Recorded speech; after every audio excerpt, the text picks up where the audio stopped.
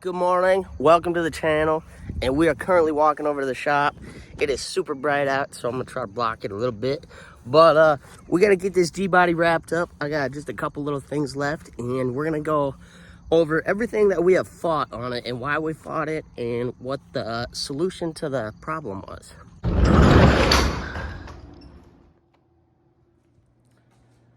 All right, so we are in the shop and we got the G-body sitting here, and as you can see, I got radials off of it.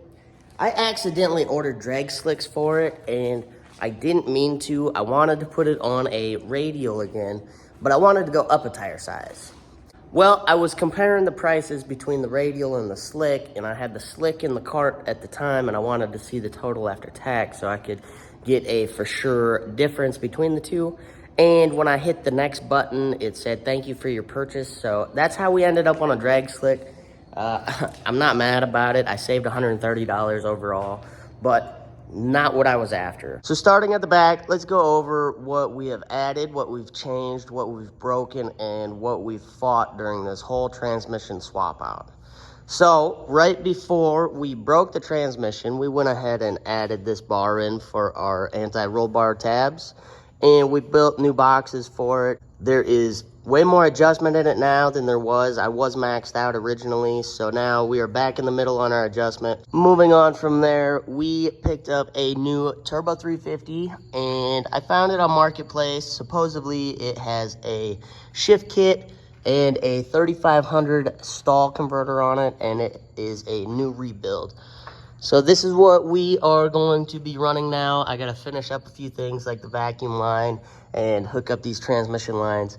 But other than that, the transmission is in, and I have fought this thing tooth and nail the whole entire way. And it all started with this flex plate. So this is a Low Star flex plate, I believe was the brand of it, but there was not a direction stamped on it. And I wasn't sure which way they went because I always just get the flat flex plate with the spacer on the back. So I ran into the problem of where to put the spacer on this one. I have tried every single possible way you can put this on, and this is the proper way finally. So if you have a dished flex plate, the dish goes out towards the transmission and then the spacer goes on. If you have a flat flex plate, it goes spacer, flex plate, then torque converter. So don't be a fool and run into the problem that I ran into. Another thing that I stumbled upon in LS1 Tech is that sometimes the torque converter will not spin freely. And that is due to the spacer being too long. It is bottoming out on the torque converter too fast. So all you have to do is grind off the spacer. Which brings me into a whole nother problem that I encountered. So while I was fighting all of this, I thought I didn't get the torque converter put in all the way because I was showing somebody how they lock into place.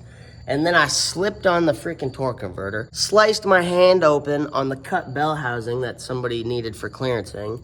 And then I was even more mad about the whole situation. Just to take the transmission back out for the fourth time to learn that somebody forgot to take one of the bolts out of the torque converter before the transmission got installed. So that is why my torque converter wasn't spinning freely. I put probably 2 to 3 hours of research into this combination, a 5.3 Turbo 350. When I run into problems, I just go straight to ls1tech.com and start diving into the forums, looking for answers because somebody has had the problem. So that's how I learned about trimming the spacer down through LS1 Tech and some YouTube videos and stuff like that. But we are back together, ready to rip. Now, another thing that happened when the transmission bell housing broke and it rolled in the tunnel is it ripped my O2 sensor wires clean at the sensor. Now, if it would have ripped them up higher, I would just solder them back together and call it a day.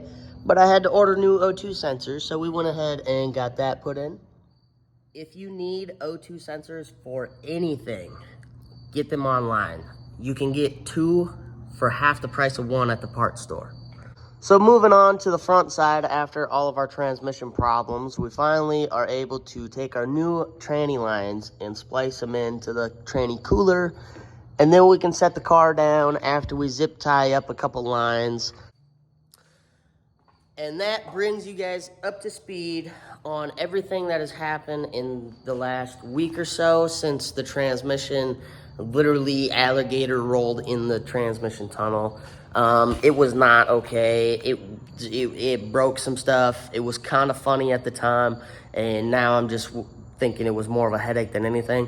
But you got to find the weak links, and I think we finally found them all. Get this thing ready for Kentucky, because I just looked at the calendar, and there is 1 week of work, and then I'm off, and we're leaving for Kentucky. Let the countdown begin on LS Fest. We are going.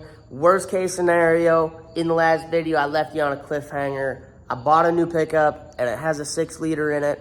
No, I'm not going to tear it out just for LS Fest, but worst case, we'll just drive the pickup there and call it a day, because it's got an LS in it. And, well, I bought it for the motor, but it turned out being a little nicer than I thought, so we fixed it up. Put a new tow package in it, straightened up the bumper a little bit, screwed some body panels back on. More on that in the next video. I will see you guys there, and we will also go over the other car that I was supposed to go over a long time ago, but I might be getting rid of now to get another new pickup, but that's a whole nother story. And September's absolutely slam-packed. We got Ice Cream Cruise at the end of the month, LS Fest in like a week and a couple days. And who knows what else we can cram into the summer before the snow flies.